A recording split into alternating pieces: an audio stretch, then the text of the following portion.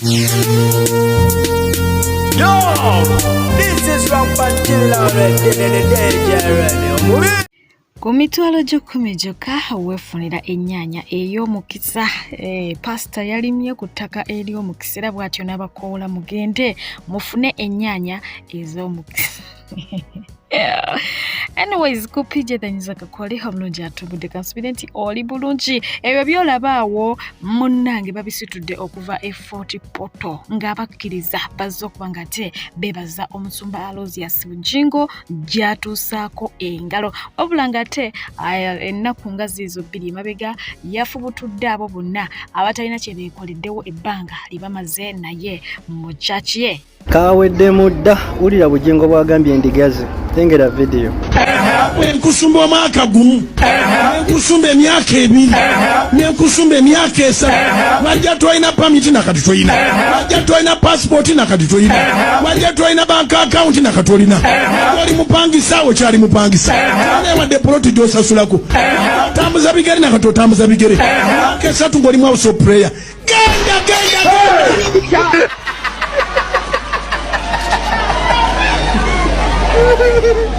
kati bakiwa gy'owulira nga boogera angoba kyakiyiye eno kyakitebera ya mukama ennyumba ya mukama ate omuntu abaana obuyinza obugobamu abantu siraana beerawo obeerenga bwoli you are comfortable. Omwaka gugenda guno laba emyezi we gituuse. Ate ng'ey'omusumba amanyiddwa nga Pastor Martin Sempa yagenze maaso okuba ng'ate ategeeza endigazi nti Mukama Katonda teyabagaana kunywa mwenge wabula yabagaana kutamiira. Kyategeeza nti ebibiri ebyo byanjawulo. Toyina kubanga ate otamiira naye ng'okunywa Bayibuli ekola ki ekukkiriza. Naye nga ye omukulu amanyiddwa nga Father Kibi Katerega yagenze maaso okuba ng'ate yeebuuza ku bannalulungi ne basserulungi lwaki tebawasa lwaki tebafumbirwa. Aga nti waliwo abantu nga tebalabika bulungi naye nga tebafumbo ne mubaamu abantu nga tebasoma naye nga atera bafumbo kati ate gw'oli eyo oli mulungi wasoma naye towasa ate tofumbirwa. Abaami mubatya oba abakyala mubatya mwetya lwaki temwetera because ne muba nga ate muvaawo mwenna ye kyekikoze kye ekimutabudde. Birthday ya Daya twagiyiseeko ennaku nga ziize emabega 2 ku lumu awo naye ng'ono yavuddeyo n'agenda maaso okuba nga ate asiima Mungu olw'ekirabo eky'obulamu okitegeera yanyumira ebifaananyi bya birthday. Thank you, God. Thank you, Lord. It's my birthday. I am beautiful, gorgeous, and worthy. Thank you, Lord. I am proud of myself. Aka Evelyn Namulondo kayiseekoko ennaku ndooza ziringa 2 yes bangi bagenda maaso okuba nga tebamulaba mu ngoye ez'emikolo ez'enjawulo gattakaawo obugambo bugamba nti Evelyn zikukyala twala tugende omushanana wali wonna n'akyusaako era nga bangi bavaayo kubanga tebamwozaayoza nga bamugamba nti munange yogayoga okuva ku lujja wabula ate okusinziira ku gennina mu kugagamba nti ono teyakola mikolo gya ddala wabula yali agezaako okubanga mbu akuba kalango kaki kangoye obitegeera eby'abagole so nga te wabaddewo ekikonde ekyanyuse wakati w'abakyala ba Virot abakedde okulwana tebanazaala yadde akaana bali mu bikonde Shairota ne Queen munnange kigambibwa nti bakoze kye balwanidde Virota gwe balwanira ye ali ku kyali mu mbeera ki ate ng'atwabadde n'amazaalibwa g'omukulu amanyiddwa nga Ahmed Lubowa CEO Aromantic Entertainment abaana bageze maaso okuba nga tebamuyiwamu ka surprise birthday party era nga omukulu amanyiddwa nga Papa Miss Simakula omukolo yagweseza ekitiibwa yayimbidde omugole abaana ab'obulenzi beesunye obugoye obwa orange wali ne black ne bakwata n'emiggo gy'aba oga kugamba ne banekera so nga ate abaana ab'obuwala balina kalaawo nabo ke beesaze ne basalawo okuba nga ate omukulu bagusalako naye nga Nampijja bw'atyo bwe yagenze maaso okuba nga ate afuuwa omukulu ssente mu bonna eyamuwadde kahaaga jjukira ebyakasuku. Anyways bwe tuddako eruyeno yo konsati ey'omukyala amanyiddwa nga Sophie Nantongo konsati mulindwa yamaze n'ebira nga ate nayo ekola ki eggwa awo nno yabadde atuyimbira akayimba nti binyuma nga gwoyagala takola ki takwekkaanya. Omukyalo ono yayimbidde abantu era nga Serena Hotel yakubyeko bweti ate nga yewerekeddwako bayimbi banne ab'enjawulo omuli Kakaruni Kusasira, Stasha Mayanja, Ronald Mayinja, Irene Ntale, Misa Kisemakula, Irene Namatovu bangi babaddewo kubanga ate bakola ki bamuwerekerako. Yayambadde atayazi ez'enjawulo era nga yanekedde okukola ki okukamala. Abantu banyumiddwa nnyo ate nga munnange nga bw'obalengera bagenze maaso okuba nga bakuba omukiri paka bwe kyawedde oba gye kyaggweredde kyenyiza okuba nga ate nkugamba.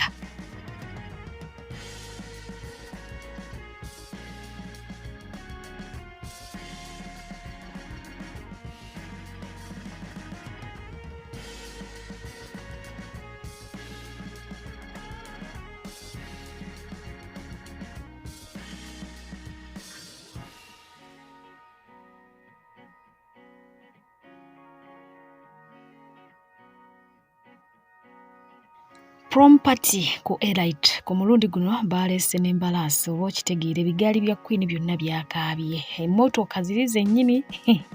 zimandomanga zaabaddewo nnyonyini ddala ebika ebimu tetumanyi bwe biyita tulaba ndabe oba okitegeera. Munnange bo ba social media in-laws ku mukutu ogwa TikTok abamu batandisedde okuva mu mbeera nga bagamba nti too much of anything is always bad. Balaba abaana bano ne bazadde baabwe bakisuusizza. Weewaawo waliwo omukyalo omu avuddeyo n'atabukira omuzadde ku ssomero lya Elite oluvannyuma lw'okuba nga ate agenda mu dduuka lye okupangisa olugoye lwa mutabani we bw'atyo n'atasasula ssente. Bitabuse nno birimu amabanja. Bannange mwasibye mutya baddi aze pulezidenti wa Brinos akavubuka ke mulabawo waggulu maama wako bamuyita Pasitani Vicky Pastor Lydia ye Pastor Lydia omukazi atalina magezi ebyaddala yapangisa olugoye prom omwana asomera ku Elite n'apangisa olugoye emitwalo 2 n'akwata n'asibako emitwalo 10 omukyala n'ajja prom nga yankera oba yankya n'ajja mbufe tumuddize ssente okitegeera tagenda twala prom dress ne mugamba mukwano olugoye tulemeseza nze mpangisiza abaana ba prom abe Elite era yakola essomero lya Elite mukama akuwa omukisa mpangisiza abaana ba prom paka kuwulira bubi aba Elite kati nasindika katabanike kuba omukyala twamugamba tetuddiza ssente nasindika katabanike wekaze kabye ensawo ya kasitoma nga mulimu iPhone emu n'essimu ya Samsung ne miliyoni emu n'akasimu akatono andabira ku muvubuka oyo munoonya muteekako miliyoni 2 amundabirako munoonya maama wako abeera mukono oba lwaki abe mukono babbi ne gwenda sibeera yali we mukono eyabba essimu y'omwana wange nakati akyali luzira ni lwaki muli babbi kaganze ku Twitter ne katekako ebigambo ebibi mbulina edduuka lyabbye ssente zaffe ne kapostinga ne lisiiti mbu twabawako mitwalo 10 nga batubanja 10 lwaki mwonoona bizinesi zaffe gwe pasita simanyi pasita wa Nalero ne Lutabaniro omanyi gye bizinesi yange ndabawawaabidde ngenda bashuwinga gwe n'ennyoko ngenda bakwata amasibe era akandabirako miliyoni 2 kuba kabbye essawo ya kasitoma akandabirako mbegayiridde mu ntaase kabbye ensawo ya kasitoma miliyoni 2 miliyoni emu n'amasimu 2 kali awo waggulu akavubuka akandabirako yenna mukanoonye mukandeetere ate nga ye enkuba kyeyo alumiriza Mama Fino okumutwalako omusimbi gwe ogw'omusaala mulambirira yesa ono agamba nti bayogera ne batuuka ku nzikiriziganya n'asindikira Mama Fino ssente abeeko ensonga z'amukwasaganyiza wabula tekyaggwa bulungi nga bwe yali asuubira kakati asaba ssente ze. Ono yayogera na Mama Fino waddala oba yayogera na Mama Fino balo abafeera bali ku mikutu migattabantu nakugamba bw'ogenda ku mukutu ogwa TikTok n'owandikamu nti Mama Fino ogenda funa ba Mama Fino nga 10 bw'onooba teweetegereza bulungi omutuufu ayinza okubula kyekimu ne ku mukutu ogwa Facebook. Mama Fina kwata emitwalo gyange 9 ogikwata ozize ku simu yange kwata emitwalo yange 9 esente zange zikwate zimaze omwezi mulamba nga mmenyekera wano mu kyumba ky'omuwalabu saagala onkaabye saagala okole ki kwata emitwalo gyange 9 ogikwata ogize ku simu yange ogize ku layini yange enamba njikuwadde oli mukungamba nti gy'oli ogenda mu banka kunteerako ssente essente toyagala ziteekako Mama Fina kwate sente zange ozizeeko Tetwagala kutuzanyirako kubene sente tuzimenyekera tuzikabya tusula tutudde. Tusula tukaaba. Tusula mutoyi tusula mu binabiro. Kwata sente zange mama Fina kwata ozize ku simu. Mama Fina kwata sente zange ozize ku simu. Mama Fina kwata sente zange oziteekeko.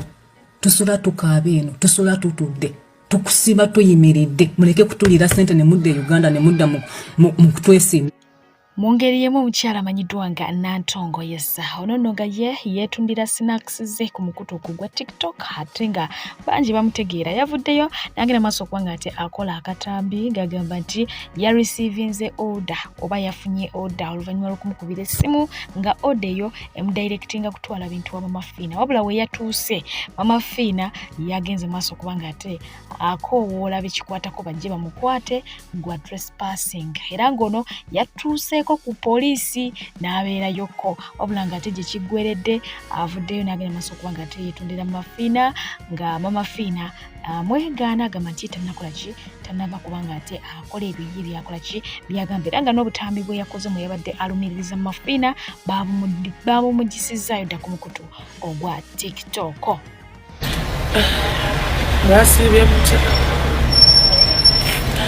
singa nyina omuntu gwe nsobola okunnyonnyola ensonga yange n'agitegeera nti okugenda Mama Fina oli yasse kunkubira ssimu tewali asobola kuntegeera buli omu ali mu kukyajinga nze Mama Fina mbadde nsaba kunsonyiwa na buli muntu gwe nakosezza bansonyiwe osanga nakikoze mu butamanya naye kasita nkitegedde bansonyiwa nsaba kisonyiwa nsaba kunsonyiwa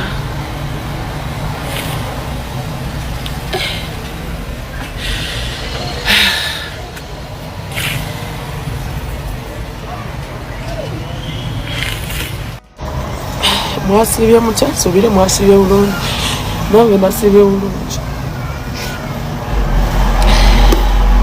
vidiyo eno ngikoze kwetondera Mama Fina nsaba kunsonyiwa ogenda nga nsaalingire ewuwe nabadde sirina kibi kyonna kye nabadde nsuubira bansonyiwa naye nange bankubidde bukubizi ssimu sirina we nnyinza bannyonnyola ne mukitegeera naye oli yankubidde bukubizi ssimu nga ndaga ali ne Mama Fina era nangamba ntwala ebyokulya nze nabadde simanyi nti nno nakoze kibi naye bansonyiwe nsaba kunsonyiwa sigenda kiddamu nabadde simanyi oli yankubidde essimu nangamba kuleeta ebyokulya nagenza okutunula simanyi bansonyiwe sigenda kiddamu bakugambe nti sangola video nsaba busabi bansonyiwe sigenda kiddamu Nantongo okimanyi nti bakugambye jjo poliisi we yankubidde baguddewo omusango egundi ebulenga Rosette nagenda nagulawo omusango ne bagutwala ekatwe ku poliisi Nantongo wagala nnyo okusangulayo video ng'oseka bufuzi kulinako omusango ki Nantongo oli mwana nkuzaala buzaazi waayi lwaki ofuukira ekizibu nsaba musonyiwe Mama Fina bansonyiwe mwana nangamba mbu naleeta ebintu Mama Fina nga simanyi Nantongo tosooka kaaba nakoze ensobi linda kanti okola live emisana n'ekiro era luli na sharing nsaba kunsonyiwa ne mugamba omufere yuno wakoze video nyingi nze nazirabye ne live n'okola live tuli kukyala kukola kikakwetonda anti kati yetonde videos jeyo atategeere business sambula Louis kati mwasiibye mutya era nga Mami Fina tannajja wafunye omukisa ogwogera ne Rosette gwomanyi nti abeera ne Mama Fina nakugamba jjayo video nakusindikira message n'omuleka ku blue tick ng'okimanyi wakoze ensobi ogenze w'omuntu gye batakuyise bagambye jjayo message video gye wakoze oganyo jijjayo bagambye yugya kubire ojeyo video oganyo gijjayo oyina embeera ze walaze ez'okunyoma n'ekibuli ebyaddala nga biri nti ng'ojjeko nti Mama Fina tubeera naye wano ku internet si kiraasi yaffe ate nze ngenda kwogera nakino njagala okitegeere Nantongo eyakusinza aba yakusinza ate n'akusinga kukubisa gw'okutte kitegeeza ki mulekeraawo nti okugenda Mama Fina oli yasse kunkubira simu Mama Fina ndi so disappointed. Omwana yazze ewuwo ng'azze kola delivery ya mberenge azze kutunda mberenge ze n'olyoka ogamba musima ya trespassingidde wange mbwera polisi emukwate bamusibe lwaki tewamusindikidde emizimu n'emisambwa ne gimutugirawo ku gate anti munange oli wa kitalo nnyo ewa Mama Fina military omwana bamuwadde location ne bamukubira essimu n'aleeta emberenge ewuwo Mama Fina ne mukwata omwana Mama Fina ne mukwata omwana ne mugamba bamusibe omwana oyo muba musiba Mama Fina muba kusiba mwana oyo tubadde tugenda kweyambulira tukulage semane nnyene Mama Fina bulijjo waliwo abantu abajja ewuwo nga banaku n'okwata ne ssente n'obanga tebalina nti bagenda zikolamu mu mutwe naye bambi akawala kazzewo ne bizinensi yaako nabadde nkusuubira okugamba nti emberenge ez' 2,000 wandiziguze $2,000,000 no supporting such a beautiful girl era omwana ono Mama Fina tukusaba munoonye okwate ssente omuwe $1,000,000 z'essente agengere mu bizinensi ye kati tugenda kwesibako lwampaka kwata ssente oziwa omwana oyo kyetugenda okukola kiri bwe kiti Mama Fina omwana ono tugenda mukutumanga delivery y'emberenge ku geeti yo we tugenda oziguliranga kale sindika amayembe n'ebyokola bitutugire ku gate. Omukyala amanyiddwa nga Jalia Walda yasibwati yabikoze oluvannyuma lwa muto amanyiddwa nga Atasoja ne mukyala we Viviana okuba nga ate nabo barelocatinga to America. Jalia agamba nti ye ne famire ye baatula ne bateesa nti yenna ali baasuumuse alikola ki alireeta omukono ate n'akwata ku banne bonna basobole okuba nga ate munange babeera ku page y'emu bweti. Listen, guys, for us, we made an agreement. We were like this. If you make it, you come back and pick the rest of your family. Yes. That's the agreement. That's why you see, guys, I love my family. Apart from the family my husband gave me, I love my family,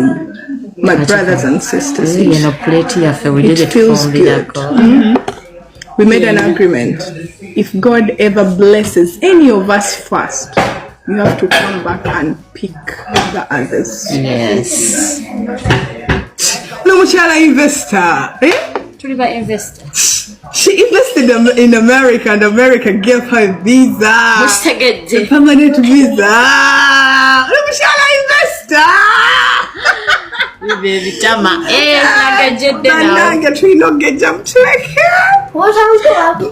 So I want to prepare a steak.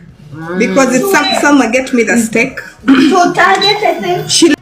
Evelyn ngali wamu ne Winnie Success bagenze maaso kuba nga ate batabukira abazadde. Dear our beloved parents, chimala tumala okusoma ne mutugamba nonyo omulimu bumala ofuna omulimu oyatadde omwami ewaka omwami mulese orandise okungamba si wa dini yaffe si wa tribe yaffe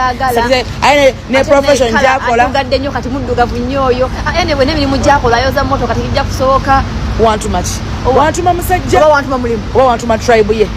n'omulimu gwakola musalewo eki gye batuleeta tugenda kwera mu field kubonabona ate nonye musajja ate nonye njagala wakala bwati muwa Y'omukulu amanyiddwa nga Jamal Waswa bw'ati yavudde n'agenda maaso okuba nga ate ategeeza eggwanga nti ekyamuviirako okuba nga ayimba akayimba k'abakyala mbayita bazira n'ennyimba endala zazze ayimba mu feva ey'abakyala kwe kuba nti amangu ddala nga taata ne maama baakabazaala waagenda maaso okubaawo entalawo ye zaatasobola kutegeera ng'omwana okukkakkana nga baawukanye wabula taata n'abaleka ne maama era baakula ne maama ne batoba nga bayita mu biki mu bintu bingi so agamba nti inspiration ey'obuyimba bwe obw'abakyala obwo mainly agipikinga mu life gye yayitamu nga omuntu. Mu t-shirt ya white ye mwana mulenzi amanyiddwa nga Tengetenge, so nga mu t-shirt ya kiragala ye mwana mulenzi Nzarwa ye Kenya. Ono yavuddeyo n'agamba nti yandibanga alina oluganda ku Tengetenge era nga asaba abazadde ba Tengetenge oboolyawo bagendeko ku DNA basobole okuba nga te bamukebera balabe oba bwakuba nedda. So nga ye omukikulu amanyiddwa nga Shakibo yavuddeyo n'ategeeza mukyala we Zari oba eggwanga lyonna nti mu nsi mulimu abakyala abawerako ddala bilioni 16 wabula ye yalondayo kubanga ate abeera muki mu magulu ga Zari. Ate nga ye mwana mulenzi amanyiddwa nga Kasuku eyabuuzizza nti Doreen Nasasira ani gwadetinga. Kasuku yamwanukudde nti adetinga omukulu amanyiddwa nga Alphonse Mukasa, oyo si mulala yamanyiddwa nga Bajjo. Ate Kasuku oyo ayogera ebintu ntukumbe biba bituufu. Jjukira nti Bajjo yeesiba nnyo wano ku Doreen Nasasira byonna twabirabanga wekizokke kuba bantu bakulu. Ate nga ye omukyala amanyiddwa nga Farida Nakazwe yavuddeyo n'atugamba nti obulamu buli so private, yeerabira okutubuulira nti yazaala mutabani we ng'alina akabonero ak'omusaalaba mu kyenyi era nga bino byazuulibwa ku mazaalibwa g'omwana oyo. Weewaawa ye omukulu amanyiddwa nga Bruno K Chadachi bwatyo munange yakoze ki yasambizaako manyi bino ebintu wobirwamu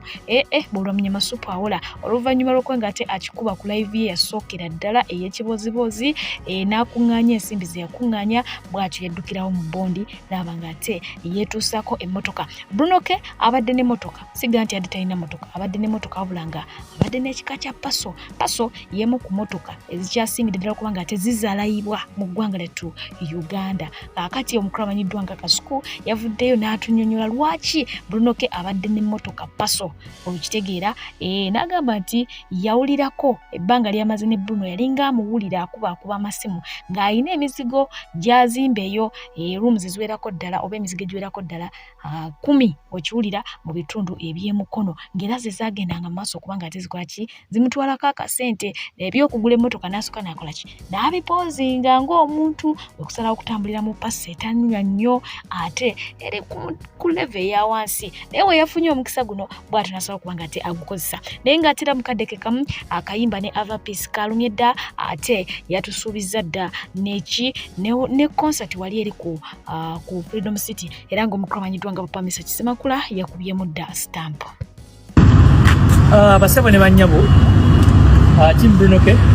finally emmotoka yaffe eyingiddewo. Njagala okwebaza buli eyatandika campaign Mama Fiina yampako milioni 10, Uncle Kuku yampaayo, Jackie O Webale, Generation Farida, all my fans bacontributinga ne besimenye baali bangi sent money naye ate sente zabadde zibulako nezireeta mukulu wange Amini yampadde balance nda yaŋŋambye nedda olina okuba nga ovuga. Amini yaŋŋambye leero nina okuba nga avuga n'asindika mu bondi. Amini baba Amini weebale ekyuma kino bajje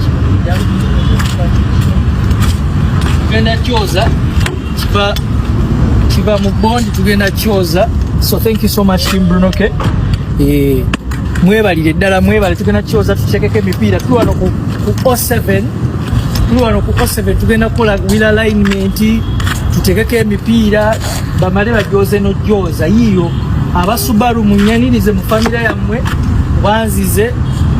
So thank you so much Team Bruno K. Thank you so much guys. Nyongero badjukiza 16th May tuli ku Freedom City. So come through nenga bana ingadi musanyu neso koja ati muro byano wanzi tusajja wanga ai mukama Katonda nsabire motoka eno nteekako omukisa era nga nkwebaza mukama okusobozesa abantu bange Team Bruno K na buli omu yakontributize ku motoka eno kubanga ngifunye bawe badizeewo bonna mukama buli yakontributize ku motoka eno bawe buli omwaka they will never lack. You're going to bless them, their pockets will never dry. Mwebale nnyo kibonye obubeereje kibonye accident n'ebintu ebirala bingi nnyo mu linnya lya mukama binnyonnyola musabe nga tuyitale mu linnya ly'essebo mukama waffe. In the name of the Father, the Son and the Holy Spirit, amen. I love you guys. Yes, 16 tugenda kuba mu kibozi wali ku Freedom City sicho. So I'm going to be there. Jakuba awira mbagawani tuwagire mwana mulenzi ono okuyimba amanyi byonna abimanyi kale nze nja kubaayo era mbalinze abantu bayimbire ngenda bayimbira papa 16th of May. Yes. Jendi nnyo nani. Sokoddemu erinnya lya mukazi wo tuli ku live ine eriko likes miliyoni 4 abantu 1,300 bonna balaba Bruno essaawa zino ani mukazi wo.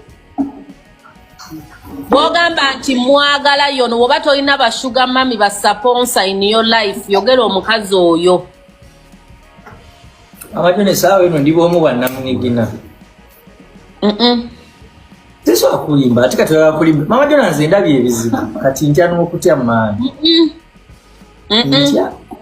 Ntya sija Mama Jona so akulimba ntya. Nze ntya kati. Kibuze ekiri personal ekirudde ku media. Mama w'omwana waffe ono atuleredde omwana Farida tukwebaza nnyo tukwagala nnyo weebale nnyo. There is nothing has ever happened between you two. Nothing. Wallahi sikulimba. Kati kiri bwekiti Mama Jona.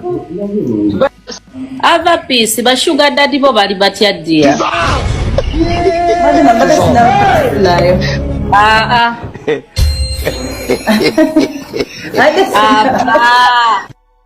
Otambudde obwoya ne bukugwa ne kuntumbwe ng'onoonya mirimu ofereddwa abafere bangi toddamu kumagamumaga kankwanjulira Molden International Labour Consultants be bakugu abaakakasibwa okutwala bannayuganda emitala w'amayanja mu nsi nga Qatar, Saudi Arabia, Jordan, Kuwait, UAE, Bahrain era nga bano bakutusaako emirimu omuli security, waiters and waitresses, maids, cleaners wamu ne baristas. Basange wali eri ennamuŋŋoona oba bakubire ku nnamba zaabwe ez'essimu 074 738 21 oba 077 883 00 oba 078 95 23 29 be bokka abagenda okusangula ennaku ku mutima gwo beba Molden, shipping life into a unified destiny. Abalungi abatuuliriza era abatulaba olunaku olwaleero tuchaddeko ewa Sheikh Ashraf Dembe. Sebo sanyusa okubalaba amannya agange Seeka Ashraf Dembe akola ku bizibu by'enjawulo omuntu singa balina ebirwadde musomereddwa tunywa amazzi ga lukuya nga bw'obadde ogalaba tugenda abantu ku kyoto ne twokya emizimu emibi egibabaamu n'okulomba edduwa abantu singa abeera ng'ali wano atuuse sobola okumulombeera edduwa ne waba atatuuse nga mpadde amannya ge naye ng'ali wala neetaase ennamba yange yeeno eri 07 01 76 37 11 nammwe bannyinaffe abali ebweru oyagala okuba nti oyagala okulombera ku dduwa ng'olina ebizibu viza zibuze amaka gakolongotana sente zikola zimpita mu ngalo ojja kumpeereza ekifaananyi kyo n'amannya go ebyo byokka bijja kummala nja kukulombera edduwa ojja kutereera olunaku olusembayo mu mwezi mba n'edduwa ey'awamu ffenna n'abalwadde bange abakadde n'abapya. Salaamu alaikum warahmatullahi wabarakatuh. Naye nga twogera kuno nakuli kantwala omukisa guno okutegeeza nti ntwala abantu emitala w'amayanja okusingira ddala mu ggwanga erya Qatar abaana ab'obuwala ate n'ab'obulenzi wali eri mu UAE. So nga mukadde kano neetaaga ba epikas baana ba bulenzi mujje tugende tubeere nga ate tukola yes bunage visa zijja mu bbanga tono nnyo tetuweza na mwezi nga visa zakoze kizaafulumidde. So gwe wenna alina omuntu wayagala okutambula ng'oyagala okutabuza jangu mbere nga ate mukutambuliza. Tukibayo nnyo tubadde n'olutalo wakati w'omukramanyidwa nga Alex Muhanje n'omukramanyidwa nga Big Size mwite Bebe Cola. Wabula nga Alex Muhanje alina shoko yabadde n'agenda maaso kubanga ate ategeezanga bwe yakoze eki bwe yakoye embeera y'okusika omugwa ne Bebe Cool era nga kati ayagala na kumwetondera bwe kiba kyetaagisa kufukamira kuva ntinda nga ddaka mwocha ng'agenda atambuza mavivi yetondere Bebe Cool ensonga zive mu kooti mwetefutefu kubanga ate akikola. So nga ate tujjukira abaana balenzi okwali Ayton oba ne Reina abo bakiwoko boys abayimba akayimba ka kiwoko baali nnyo ku kiddo kya Bebe Cool mu biseera ebyo waberera entalo wakati wa radio ne Wizo ne baana balenzi abo. So omu yavuddeyo n'agera maaso kubanga ate abaako byayogera ku Bebe Cool ngera ogenda kubanga ate obiraba n'abantu olutalo omuyimbi teruzannya terusobola zannya ku radio kubanga nze nina nannyini radio nina DJ azanya nina MC kati no banaye kambabulire gano ge mazima ddala ekisajja ekyo kibebe kulu kyakoze statement nekivaayo nekiddamu nekikolera nekigezaako okugibikirira kamanyibiza story yaffe bebe kulu bamukubira amasasi awo omwaka oba ogwali guddako twalina shows yali December nga tukyakola ne bebe kulu mugagamero yali December tukola shows za Christmas after Christmas ku Boxing Day bebe kulu nankubira ngamba 8 mu January tugende Mbalala tugenda ku activation za show ya 31st kubanga yali mukagali nga mulema nga takola nitugenda tuvuga moto kan tugende Mbalala twakola omulimu ogwo neziwena nga tugenda ku radio stations for 1 week which yali twala ku show munange twakansolinga shows za zonna yatugamba mukansolinga shows zonna za 31 the end of year twakansolinga shows zonna netugende Mbalala netukola mu clubs ekiro ku radio stations ku TV show yali ku Legends Hotel wajita Legends Hotel mugimanyi yetwasembayo ku bebe kulu tukuba show okuyita mbimpipi obudde buba bucha kusawa nga 10 mu bebe kulu byakunganya abana bagagamera awo bawa sente yakwata emitwalo 5 n'ajimpa nti tujigabane ne Rain mu show the end of year zonna era yakitegeerawo nti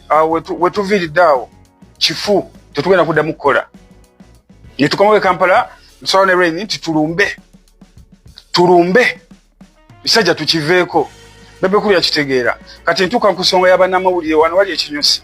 tutuuka twatukira mu studio nga tukola studio ali Machinja bagita Kiz Records NIC mba ndi mu studio nga omusajja wabukedde Martin Ndijankubira Martin Ndijo njagala bwoba kwoli oveeyo weegana ebintu bino Martin Ndijankubira ambuuza nti tuwulidde obugambo mwawukanye ne bebe kulu mugamba obijeewa tuluwulidde engamba enewe kikyentaase mugamba ffe tumulese kubanga titalina kikyatugatako kiddako kitegeera nemunyonyola nga bonyonyola omuntu kumbe bebe kulu ali ku simu olwo nkuleetera bebe kulu engeri gyakozesa bannamawulire yamukubira n'amuconferencinga bebe kulu yaŋŋamba Martin Ndijo wabukedde njagala oveeyo weegana ekintu kino kuba mwali ku simu abantu babiri twaliko basatu bebe kulu yaŋŋamba Ayton mugenze naye ngenda balaga nti mu industry eno nze nsinga ofuumula enfuufu bebe kulu yatufuumulira enfuufu ngenda biyita mu bumpimpi bebe kulu yatukuba enfuufu ekintu ya media nga okola video n'okitwala ku TV wasasula ya 3 yabataddeyo akakadde netulemererwa nekitusowerera muganda wange Rain n'akita kuba twatuuka ekiseera nga sente tezikyaliwo ye n'agenda n'akola ki n'akola ebibye nengenda maaso nga nkola nenkola oluyimba lwe bayita Impossible ne lukuba we lwakuba bebe kulu emundu n'azizza mu nze ng'omuntu bebe kulu yankuba nakolanga videos ennungi ez'ebbeeyi ne Rosa Uganda baali bangwera mwali muziraba videos kumukumu naye nga buli TV wentuuka bw'oteekayo 3 oluyimba omusajja aliko omundu mutaluddamu myaka nga 3 ndaba mpeddemu obusente bwe bwonna bwe nasevinga omusajja omu ku TV yali awo nga ku museum yali akuba music sijamwogera linnya naŋŋamba nti muganda wange oteekamu naye omusajja ateekamu kinene nga mpeddemu omusajja ateekamu kinene okubanga tokuba waliwo n'akasajja ke bayita Karati kakola nakaako ke kasirika kabasibanga nga balwana bebe kulu wankuba naye netuuka netunafuwa we improvised we survived ate tugenda mu maaso ekizibu kya bebe kulu kiri bwe kiti nti yayagala obeera ku stage yekanga omuyimbi bebe kulu kankubulira ensonga emu ensonga lwaki struggle oyinza okutuukako even Ruga wali okugenda international bro lwaki tosobola genda international ne bw'olikosa sente z'omusolo ezenkanawa tosobola kukikola wekka olina kikola na industry yonna nga nmanyi siga muntu omu wayagala oyimba omu wekka wayagala obeere omu wekka mu industry eno ogenda kukozesa $1 million meka ne bw'onoozikozesa zitatu ogenda tuuka kuwadde Ruga wali Bana Boy Wizkid Davido tebakikola omu n'agamba nti nze nvuddeyo mu industry bano mbate you crippled this industry buli omu mutemako amagulu buli muyimbi avaayo mutemako amagulu muyimbi avaayo mutemako amagulu n'oyagala oyimireyo wekka tosobola kufuuka. Let me tell you something bro, ngenda kusomesa okufuuka sito wakabi mu nsi yonna olina okuba nga industry gy'ovaamu eri solid, your local industry eri solid, gwe industry wagitta. Nalabye nti ogamba abayimbi nti mbunawe okyatoba bro, ku myaka gyo lwaki okyatoba? Lwaki okyatoba? Because owulira nga olina kubeera ku stage ate oyagala kubeera ku stage we kadas yensonga lwaki ne mutabani we tosobola muwa stage bro to survive nze tubaddewo naye ogenda ku strugglinga ne music paka lwolisa omuka ogusemba lwaki kubanga kyosobola okukola kyokka ate industry waddira ekintu kyolya emmere n'ogiyiwamu obutwa kitegedde bro amazzi ennyanja amuva wagiyiwamu obutwa olwana ofuuka international naye oyagala kikola ng'omuntu teri yali akikoze mu nsi yonna bakikola industry ebawamu okitegeera e Uganda wagwa international etoliyo kati teberezaamu akuwa ssente bwana bataliiwo ogenda kusafaringako ng'abayimbi bonyabonyeza kuba tulina kirala kyosobola kukola ate ne shows tokyako musically tolimba abantu ogamba abayimbi abagwa mu bakozesa drugs gwasooka ogwa bro gwasooka ogwa twagwa ffenna ate noffe tuli bulungi because tulina bye tusobola okukola ebirala mu industry eno we can serve through different ways tolina kyosobola kukola you don't write you don't produce you don't do anything tobuzaabuza ate abayimbi abatoka mbagambe ekintu kino temutya he no longer has control ebyo byalibadde yandibadde ayogera past tense nti I used to have control tokyalina you cannot control anyone bro you cannot genda mpola nja kudda n'ebirala songa ate tuyina ensonga era ngeno gyengera okubaga ate ensembyayo eri wakati w'abaana bawala ababiri abava e Kigali Rwanda kakati oba yo mukulu amanyiddwa nga Gashumba ensonga eno anaagiyingiramu oba tagiyingiremu nze naawe naye nga entabwe kweva mwana muwala omu ye yavuddeyo n'ategeeza nti bo tebakola ki tebaloga basajja wabula ate abaana ab'obuwala abagundi abaganda mainly bakola ki baloga abasajja era naawa n'ensonga lwaki bo tebaloga kakati ye nno munne yavuddeyo n'amuwa ensonga lwaki bo tebaloga lwaki ate bali bakola ki baloga okuweereza mbadde pejja lwaki nedda nzikiriza mbere nga tenkuta ate kumira mpera sigale nga akunjagalidde weeberere bulungi weeraba nina wano emitwalo gyange 10 njagala ondetereyo vidiyo emu nga mukazi Munyarwanda oba Muhima ng'agamba mbunze naroga bba wange ne mulekamu akasala ekitegeera njagala ondetereyo eyo vidiyo emu ng'egamba ki I'm addicted with perfume guys njagala ondetereyo vidiyo emu ng'egamba nze naroga bba wange ne mulekamu akasala kati gwe omusajja oba ologa waaki buli ggwanga lirina ekitone era nga woobuuziza nti kizibu nnyo okusanga Omuhima oba Omunyarwanda aloga omusajja lwa nsonga omusajja tolina nsonga lwaki gwe omuloga kubanga mwe muliwo kwetunda kati omukazi ye aloga bbaawe aba ayagala asigaze bbaawe lwakuba wembaddamu abantu nga mmwe mudduka waliwo no generator ya blocking mwemba sobola lwakuba nawumulamu kati nga gwe oli malayo siba wano ng'oweerega enkuddi bwe bati abayima we bambala oba Abanyarwanda balagira osibe ng'ositamira abantu awo balaga obusolo obalaga mbunga we wakula bwe bati we balina okwambala penshini mushwazi gwe kenyuno oswaza kabbirayo wano mwe abasinga okwetunda mwe abasinga okukola ebintu ebikyafu ku intaneti eno naye omuvayo ne mutandika olumba amawanga amalala kyemmanyi oli ku Baganda oba abana abanyankole bemukwetabiiru bw'oliko oba amawanga amalala era nga wososodde mwe abakulira obusosoze naye Banyarwanda mwe mbagamba obusosoze bwe bwabalemesa kati okubanga muri mu ggwanga lyammwe mwakwate eggwanga lyemmwe ne mulifuula ekitajja ne mwetemaatema ne mwetta ne mwekolako ebikolobero ne muddukira mu mawanga amalala ssaawa zino ge mukaayanira nti gammwe naye ng'ekituufu mukimanyi si gammwe amawanga muli ba refugees era muli bagwira temulifuuka wadde mukakabikako embulwa Museveni kubalimba abamu abasiru banaye ng'oli Munyarwanda oba simanyi abayima ye mwavaawa sibategeera eri gye mubeera mu busanga munuuna minyira musanguza bibatu eminyira baliwo babibagamba nga mugamba babasosola naye nze kati nze temulina kyakunkolera nja bagamba kyemmanyi muri mu busa mu buyumba obw'obusubi osula ku mikeeka noveno yasamirira bwotyo ovuddeyo bano be bakuyigiriza no obwo bupale kati bwe weereegamu enkudde bwepakidde wenna bano be babikuyigiriza bw'okoppa teri yayambala bw'atyo nga muyima migoye gy'olina okwebundikira naye kati oli oli mu kubuuza nalabyeko ng'olina gw'olumba ow'emishanana busimaye bateekako n'emige nnyoko ye yakola emishanana gy'Abannayuganda nnyoko ye yakola omushanana kuba nalabako juzi ng'okayanira omunyarwanda tebamusibe yavumya aleeta obusosoze mu mawanga amalala gwe malaaya nnyoko ye yakola emishanana ate banaye mulekeraawo akamanyiiro wano muli bagwira wadde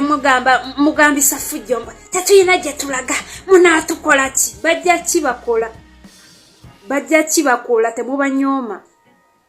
mwadduka Rwanda nga mwetemyetemye busosoze busibuka Rwanda